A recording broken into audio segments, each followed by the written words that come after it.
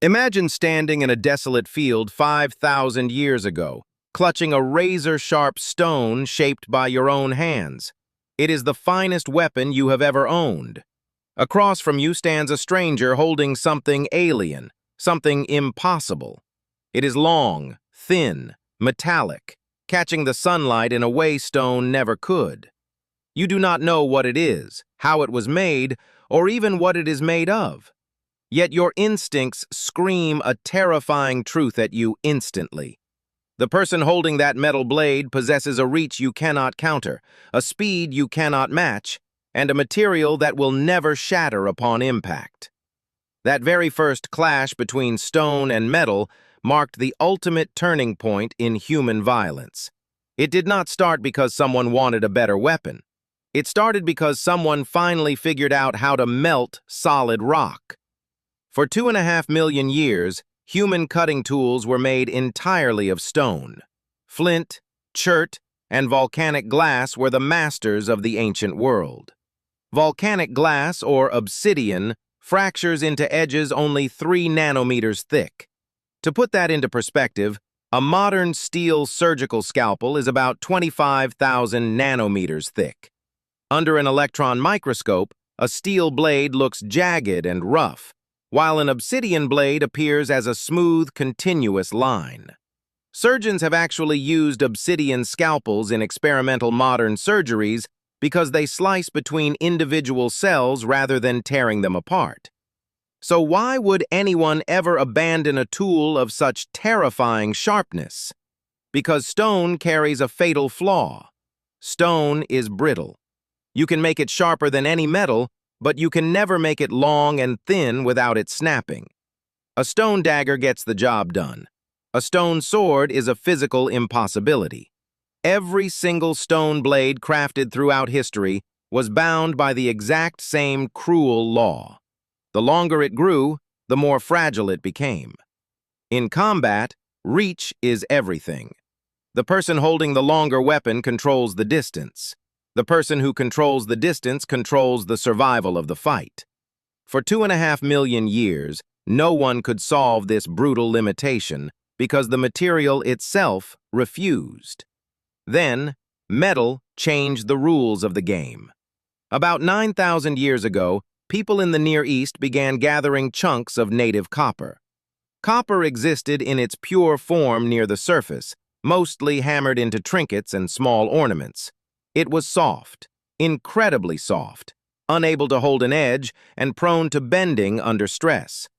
It was certainly not a material you would trust with your life in a deadly battle. Yet copper possessed one revolutionary property that stone completely lacked. You could heat it.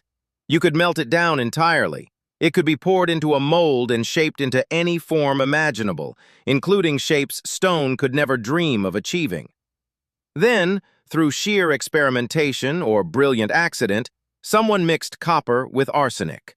The resulting alloy was significantly harder, held an edge longer, and could be cast into longer, thinner blades than pure copper ever allowed. This was the true dawn of the world's oldest known swords. In the early 1980s, archaeologist Marcela Frangipane was excavating Arslan-Tepe in eastern Turkey. Deep inside the ruins of an ancient palace complex, her team uncovered a cache of 9 weapons. There were 3 short swords and 6 long daggers, all forged from arsenic copper alloy, with blades ranging from 45 to 60 centimeters long. They came equipped with blades, guards, handles, and pommels. Every single element defining a modern sword's design was already present right there. 3 of these swords were even inlaid with delicate silver. These were not crude, primitive experiments. They were masterfully crafted weapons of exceptional quality, clearly belonging to members of the ruling elite. And they were roughly 5,300 years old. Before this astonishing discovery, most historians dated the very first swords to around 1600 or 1500 BCE. Frangipane's discovery hurled that timeline backward by more than 1,500 years.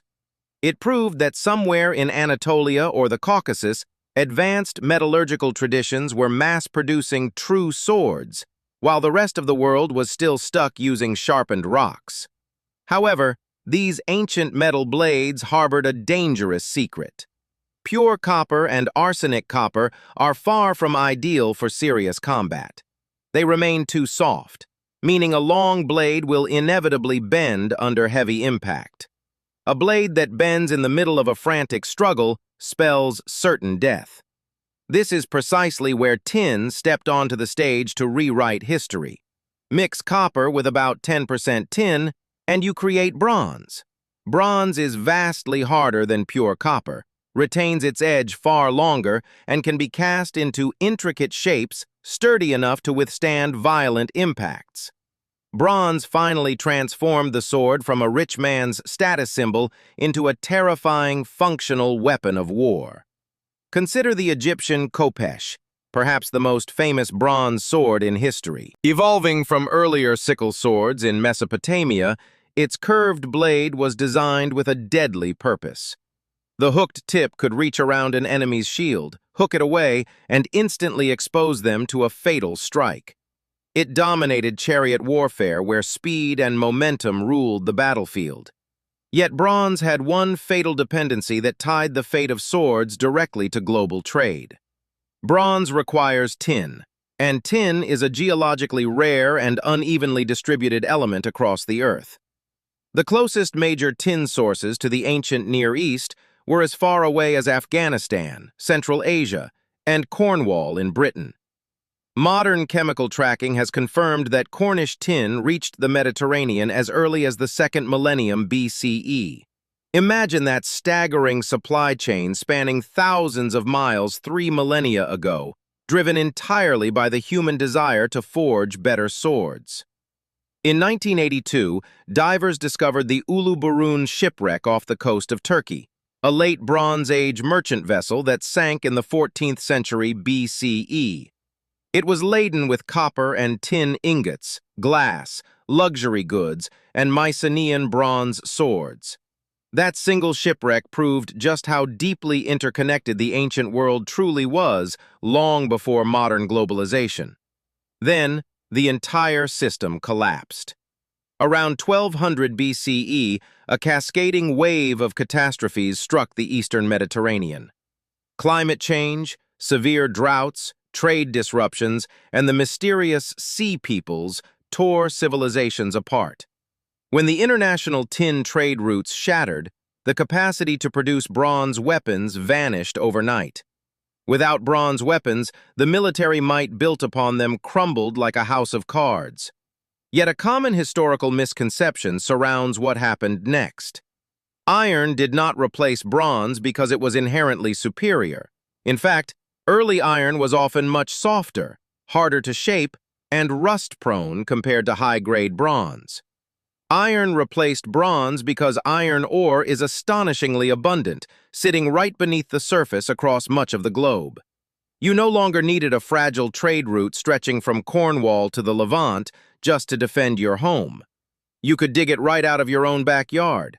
This simple geological fact changed human history forever. Suddenly, you did not need to be fabulously wealthy to arm yourself. Iron brought the sword within reach of the common person, acting as the ancient world's printing press for violence. During the Bronze Age, swords were astronomical luxury items. They belonged exclusively to elite warriors who could afford rare materials and master craftsmen. The vast majority of society, farmers, laborers, and ordinary citizens, fought with simple wooden clubs or crude stone tools. Iron completely shattered that inequality. When the raw material for a weapon lies right on the hillside behind your village, everyone can be armed. Armies grew exponentially larger, and wars became infinitely bloodier. The individual hero wielding a precious bronze sword and flaunting personal renown began to fade away. In their place rose massive infantry formations, dense walls of ordinary men equipped with standard-issue iron swords. Lowering the cost of a weapon permanently alters the structure of warfare itself. Speaking of iron, let us look at the strangest iron blade ever recovered.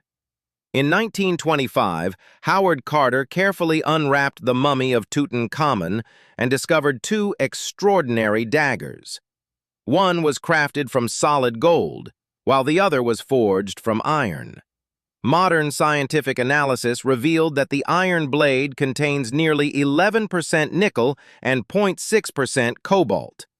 This is the undeniable chemical fingerprint of meteoric iron. The ancient Egyptians had a specific name for this celestial material: iron from the sky. They literally took a rock that fell from the cosmos and transformed it into a dagger for a dead king. That single artifact encapsulates over 3,000 years of human ambition. Yet plain iron alone still lacks the perfection required for a top-tier sword. By adding a tiny fraction of carbon, between 0.5 and 1.5%, iron transforms into steel. Steel changes the entire equation, offering supreme hardness, flexibility against snapping, and a lasting edge in prolonged combat. Who solved this complex chemical puzzle first? In ancient India, master metalsmiths developed crucible steel, known famously as Wootz steel. They packed iron ore with carbon-rich organic materials inside sealed clay crucibles and heated them to extreme temperatures. The result was a high-carbon steel with a unique internal crystalline structure that displayed mesmerizing patterns on the blade. Wootz steel ingots were exported along ancient trade routes to Persia and Syria, where legendary craftsmen forged them into blades known to the Western world as Damascus steel. The flowing, water-like patterns were an inherent feature of the steel's internal carbide layers, revealed only through careful acid etching. Alexander the Great reportedly prized Wootz steel blades, and centuries later, physicist Michael Faraday studied these Indian alloy samples, laying the foundational framework for modern materials science. Half a world away, Chinese metallurgists solved structural problems through entirely different genius. In 1965, archaeologists excavated a sword from the tomb of Gu Jian, king of the state of Yue, dating back to the 5th century BCE. Despite being over 2 millennia old, the blade was untarnished and easily sliced through 20 layers of paper in testing. Its secret lay in a brilliant bimetallic design. The core was made of flexible copper-rich bronze to absorb shock without snapping, while the razor edges possessed a higher tin concentration for extreme hardness. Two different alloys united in a single weapon, proving that human ingenuity pursued multiple parallel paths toward the same survival goal. In Europe, the Romans answered the challenge not through exotic metallurgy, but through ruthless design philosophy. The Roman gladius was shockingly short, measuring only 60 to 68 centimeters. Compared to the sweeping, long iron blades of Celtic and Germanic warriors, it looked almost miniature. Yet the gladius was engineered specifically for tight, disciplined infantry formations where soldiers fought shoulder to shoulder. In that claustrophobic chaos, a long sword was completely useless because you had no room to swing. What you needed was a quick, lethal thrusting instrument to jab directly into an enemy's gaps from behind a wall of shields. The gladius was an industrial tool for organized killing, designed for brutal infantry combat rather than flashy, heroic duels. As Roman warfare evolved toward mobile cavalry and scattered enemies, they transitioned into the spatha, a longer sword that became the direct ancestor of medieval European arms. In Japan, swordsmiths pushed craftsmanship to absolute psychological extremes with the katana. Forged from tamahagane steel using repeated folding to expel impurities and distribute carbon evenly, it underwent differential hardening. By coating the spine in thick clay and leaving the edge thin, the blade cooled at different rates during quenching. The edge became rock hard for cutting, while the spine remained flexible to absorb shock, creating the iconic Hamon line. Meanwhile, Viking warriors carried blades inscribed with the mysterious brand Ulfbert, crafted from crucible steel imports that European furnaces could not replicate for centuries. Common misconceptions about medieval European swords often portray them as heavy, clumsy crowbars. In reality, a standard one-handed medieval sword weighed between 2.5 and 3.5 pounds, roughly the weight of a modern laptop. They were precision instruments wielded with advanced martial arts techniques, half-sword grips, and precise footwork detailed in ancient combat manuals.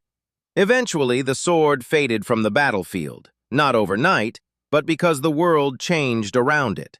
Advanced steel armor rendered traditional cutting swords obsolete, leading to thrusting estocks and armor-crushing grips. Dense pike formations and the invention of firearms pushed the sword into a secondary role. By World War II, cavalry charges wielding sabers were vanishing relics of a bygone era. Yet for 5,000 years, the sword forced humanity to pioneer metallurgy, chemistry, global trade networks, and engineering physics. It began with a piece of bent metal, but it encapsulated millennia of human ambition, proving that whenever survival is on the line, human ingenuity will always find a way to forge a sharper future.